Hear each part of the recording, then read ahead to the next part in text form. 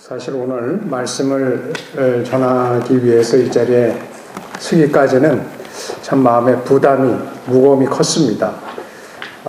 첫 번째로는 이 주제 자체가 교회 위기라는 그 주제가 참 버거운 주제고, 과연 이 교회 위기라는 것에 대해서 우리가 어떻게 이야기를 나눌 수 있을 것인가, 어떻게 공감대를 가지고 또 대안을 마련할 수 있고 서로가 희망을 얘기할 수 있을 것인가 하는 것이 참 버거운 주제였기 때문입니다.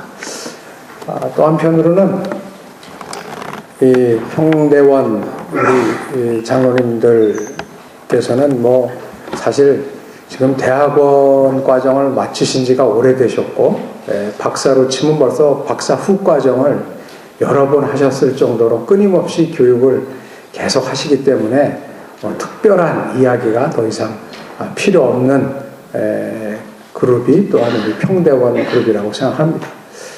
그럼에도 불구하고 이제 이 자리에 순종하는 마음으로 섰습니다. 제가 지난 학기에 연구학기였기 때문에 교수가 연구학기를 하고 돌아오면 학교에서 하는 일은 다 해야 되니까 이제 순종하는 마음으로 섰습니다.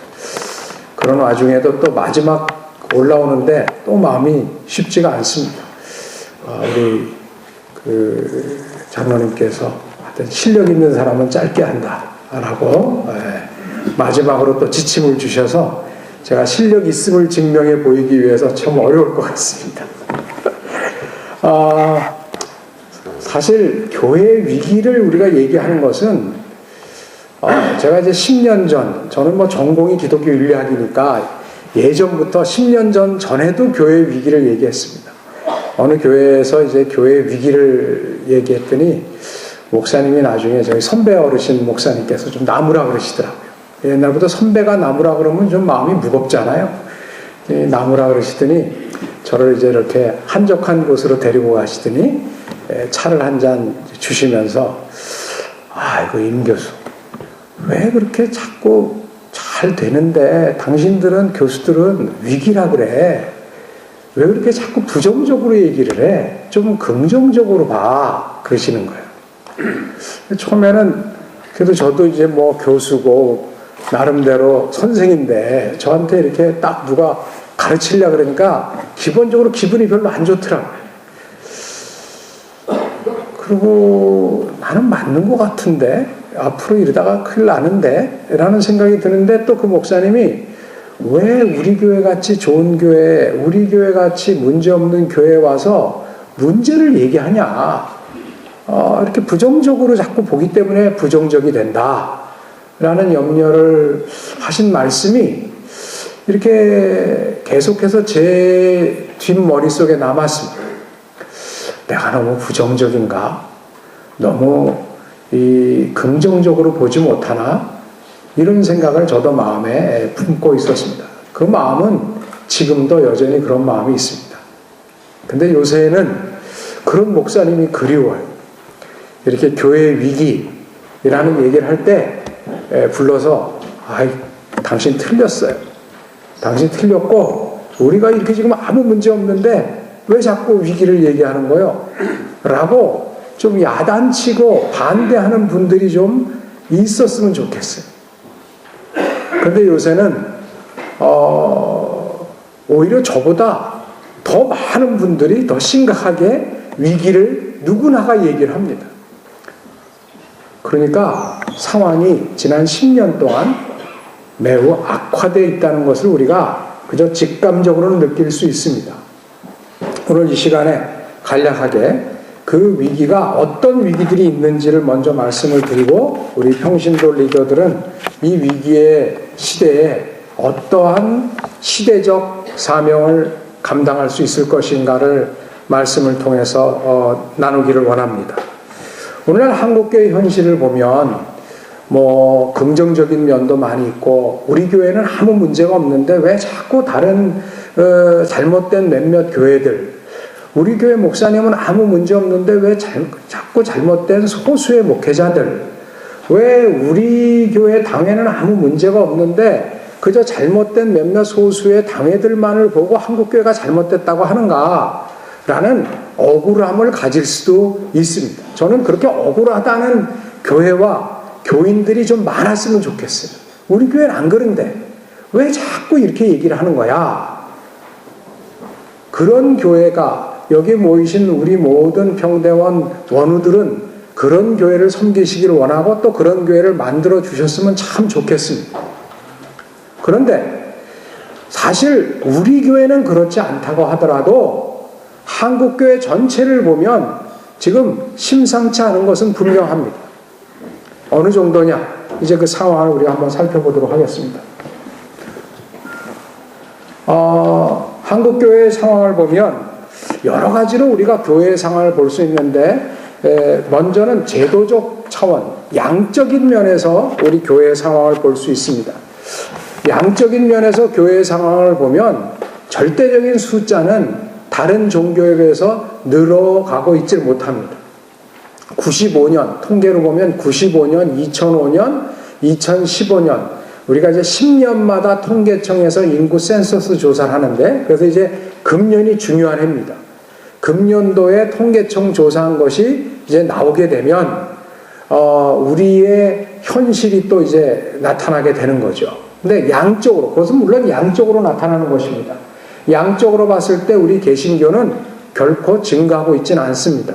상대적으로 가장 급속도로 증가하는 데는 가톨릭이라는 것을 우리가 다 알 수 있죠. 10년 사이에 200만 명 이상의 가톨릭은 증가를 하고 있는 형편입니다. 그 다음, 근데 양적으로 느는 것, 주는 것만이 문제가 아니라 우리는 지금 젊은 세대, 우리 교회 안에 젊은 세대의 비중이 상당히 줄어들고 있다는 것입니다.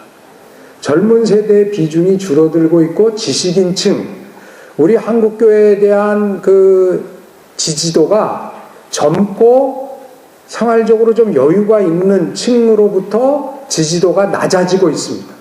우리가 뭐 돈이 많다거나 지식이 높다거나 젊은 사람들만을 선호하는 것이 우리 입장이라서가 아니라 사실은 그런 분들이 경제적으로 여유 있고 지식적으로 많이 알고 계시고 젊은 계층이 뭐냐면은 사회적으로 보면 여론을 많이 이야기하고 다니는, 여론에 영향을 미치는 여론 선도층이 많습니다.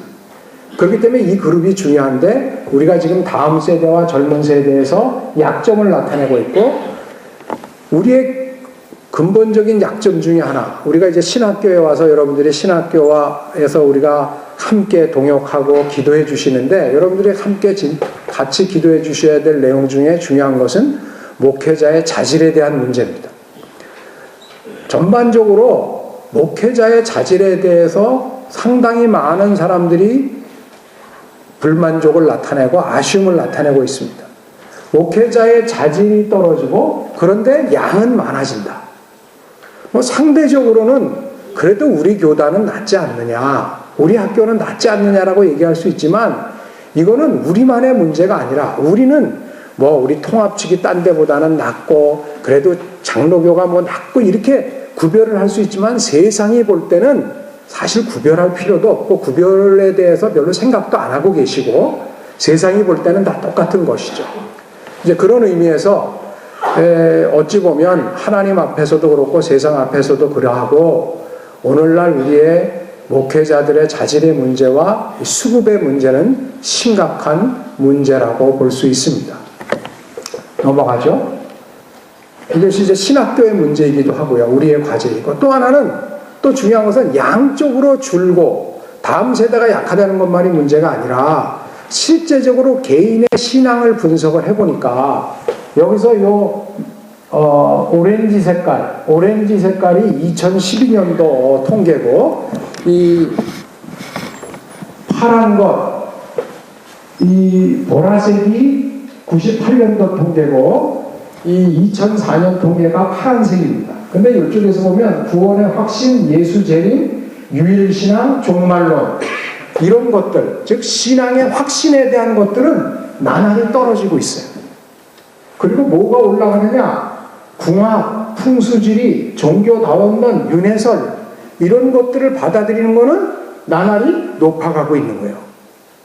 이것이 신앙의 세속화가 우리들 안에서 이루어지고 있다는 것을 나타내고 있습니다. 넘어가겠습니다.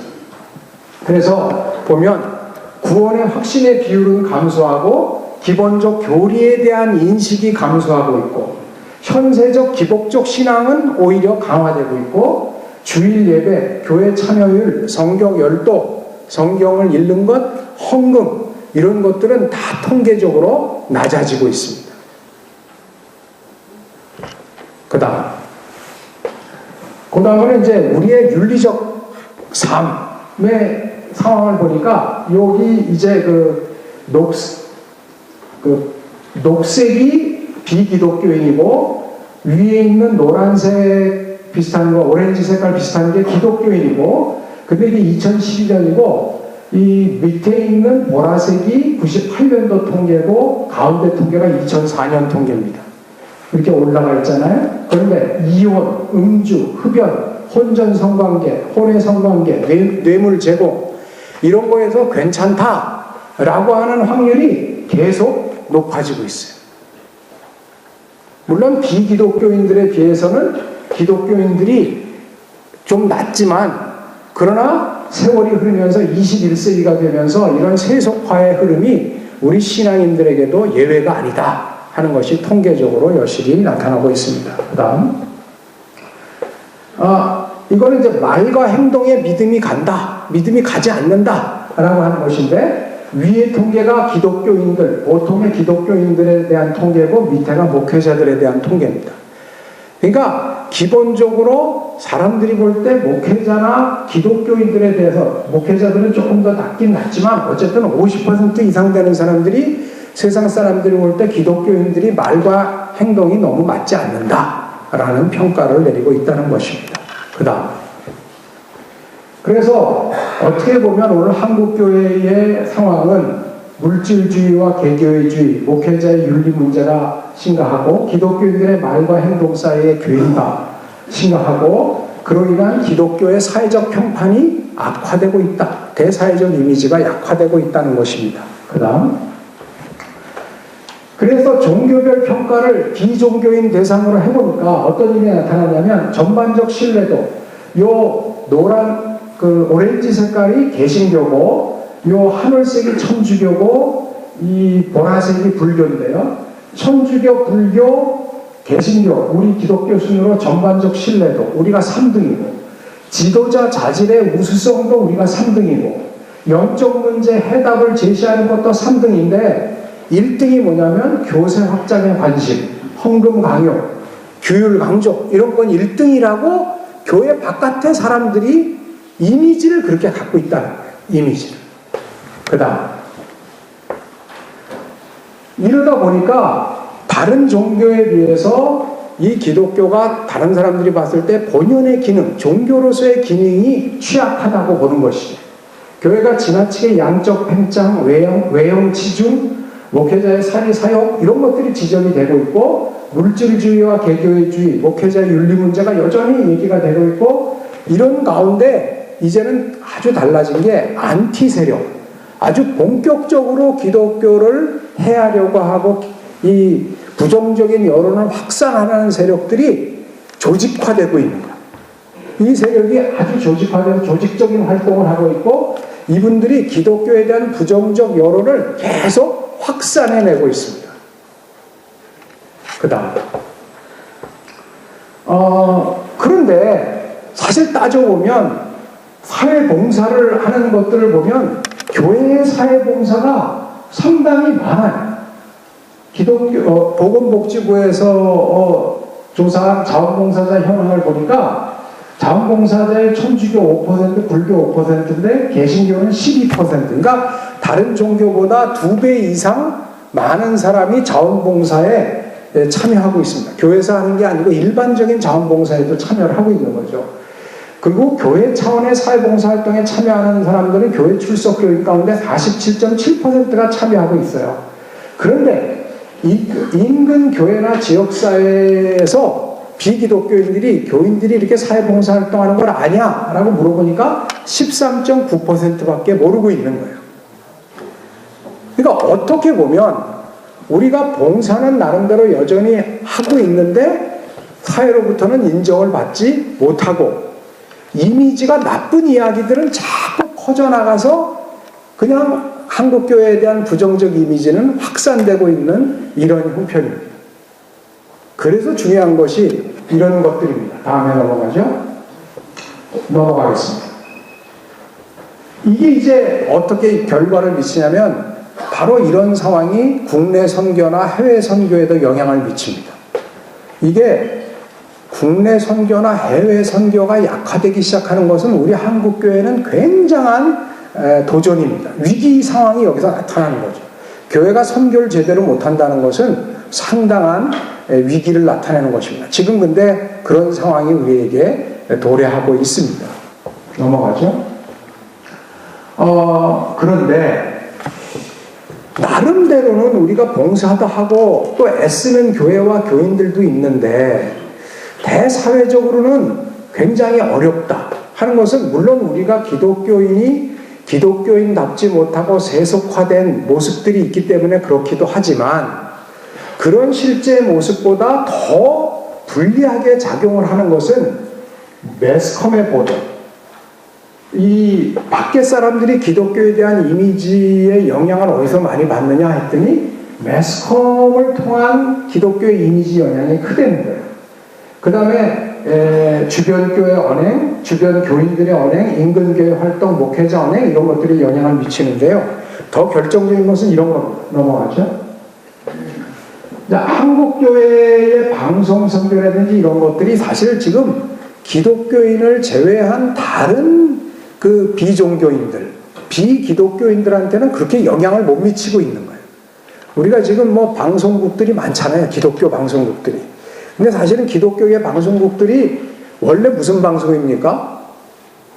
선교 방송이잖아요. 복음 선교 방송. 그러면 누구를 대상으로 해야 돼요? 사실은 우리보다 밖에를 더 대상으로 해야 되죠. 근데 현실은 지금 어떻게 되냐면 선교 방송이라기보다는 교육 방송, 설교 방송인 경우가 많은 거예요. 사실은 이게 딱 틀으면 기독교 방송을 틀었을 때 이 밖에 사람들이 봤을 때 이게 기독교 방송인지 아닌지를 처음에 모르다가 듣다가 보니까 이거 기독교네? 라고 해야 뭔가 이렇게 선교적으로 매력이 있을 거 아닙니까?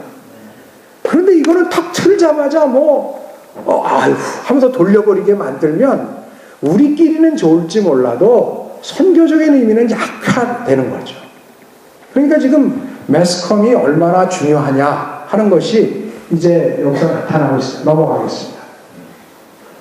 그런데 이제 이런 이야기들이 세상에 나타나는 것이 문화로 나타나는 거예요. 매스컴으로 나타나고 언론으로 나타나고 또 영화로 나타나요. 대표적인 게 영화에 어떻게 나타나냐면 1960년대 70년대의 기독교 이미지는 이 사회를 계몽하는 기독교예요.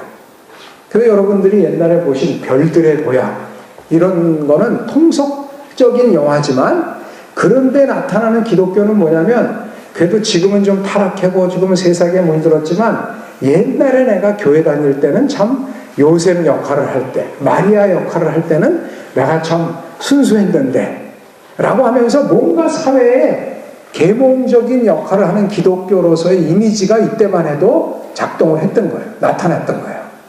그 다음에는 80년대 들어서는데 근데 60, 70년대 그다음 80년대 들어서면 이제는 진리에 대한 물음을 막 하는 거예요. 사람의 아들 이런 영화들이 나오기 시작했어요. 그 다음에 90년대 들어서는 뭐냐면 이제는 교회에 대해서 풍자하는 얘기 아주 거룩하게 이렇게 생각하는 게 아니라 아주 풍자하는 이야기들이 나오기 시작했습니다. 그래서 여러분들은 못 보셨는지 몰라도 투캅스, 할렐루야 이런 것들은 다 기독교를 풍자하는 것들이에요. 그래서 거기에 형사는 안수 집사님인데 낮에는 아주 밤에는 교회에서는 거룩한 할렐루야 집사고 낮에는 이 사람들한테 돈 뜯어내고 막 공갈치고 이런 역할 하는 것을 그려낸 것이 바로 90년대 이후로는 그런 영화들이 막 나오기 시작하는 거예요. 그 다음에 2000년대 이후에는 아주 본격적으로 놀림과 조롱의 대상, 친절한 금자씨, 너나 잘하세요. 교회가 뭐라고 하려고 그러면 너희들이나 잘하세요. 그 다음에 도가니, 이런 것들이 이 기독교에 대한 이미지를 굉장히 부정적으로 확산시키는 역할을 하고 있습니다. 오종시키는 거죠. 그러니까 실체가 어떠하든지 간에 우리 안에 여전히 우리를 부끄럽게 하는 행위도 있고, 때로 참 교회답지 못한, 신앙인답지 못한 삶을 살아가는 사람들도 있지만, 여전히 분투하고 있는 우리 교회의 지체들이 있음에도 불구하고 세상에서 볼 때는 이런 이미지로 기독교가 지금 바깥에 비춰지게 되는 것입니다. 그래서 문화라고 하는 것, 미디어라고 하는 것이 중요합니다. 이야기가 중요합니다. 교회에 대해서 어떤 이야기를 하느냐. 우리가 세상에 나가서도 교회에 대해서 어떤 이야기를 하고 다니느냐가 굉장히 중요한 거예요. 우리의 자녀들은 다 우리의 이야기를 듣는 것입니다.